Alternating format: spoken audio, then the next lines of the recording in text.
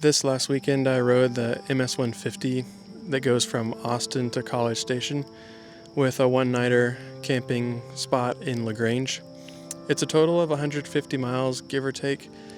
For us, it turned out to be about 146. It was a really great time. I've never done a cycling race. I loved the camping aspect. I loved the camaraderie that we had with our team. We had a friend, Becca, who has MS, so this was really special for her.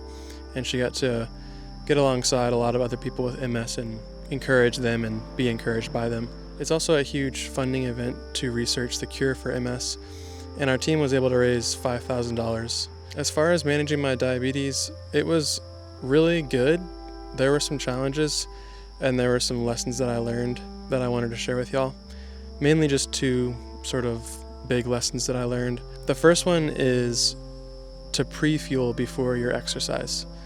So I'm going to do a short video about pre-fueling, but for me what that means is eating heavy carbs before I start my exercise. I've noticed that if I don't eat anything and I just jump straight into a hard exercise, as soon as my heart rate gets going and I'm using my muscles, I have a pretty quick crash in my blood sugars about 5 to 10 minutes into the exercise. So to prevent that, I've learned to eat a protein bar or something similar before I start my exercise, and that's really just going to keep you from having that crash when you start exercising. So we were served meals throughout the race, but on the morning of the first day, they didn't have breakfast for us, so I ate a protein bar before we began, and I chose to take about half the insulin I would normally take, and that gave me momentum upward and created a little floor to help me not have that crash as I started cycling.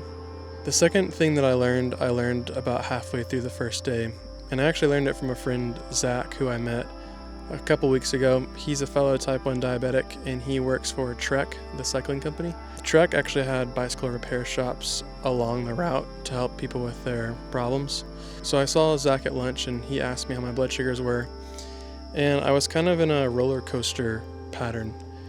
When I took that little bit of insulin for that protein bar, it was actually too much, and so I had a low.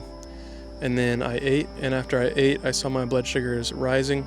I decided around 180, 200, I need to correct it. I took a correction dose, and a little while later, I was low again. So I kind of just had this pattern of lows and highs, and ultimately, I was micromanaging when I shouldn't have been. And what Zach told me is that when he does exercise like this, where it's really long and really strenuous, he considers 180 to be still in range. So he won't do any kind of correction even when he sees his blood sugar around 180. Even up to 200, he said, if you're still going hard, 200 is fine. He told me that when he sees 220 and he doesn't see downward momentum, he'll take correction at that point. So after that, I applied what he said, and it really worked. If I ate something and I saw my blood sugar rising, I wouldn't worry about it. I wouldn't micromanage it with correction doses. As I just kept riding, my exercise and my basal drove it back down. It was like shocking how little insulin I needed over the 2 days. I wasn't even taking half the amount of insulin I would typically take when I would snack like that. It was just basal and exercise controlling my blood sugar. So shout out to Zach for that really helpful tip.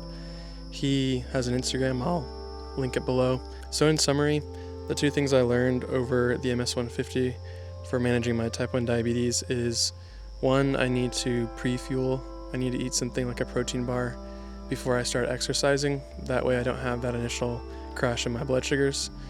And I don't need nearly as much insulin as I would typically need. I can really trust that I don't need to micromanage, and I can let my exercise and my basal work my blood sugar down for me. I hope this video was helpful. If you want to support the channel, you can like, share, and subscribe. That would really help. And I'll see y'all in the next video.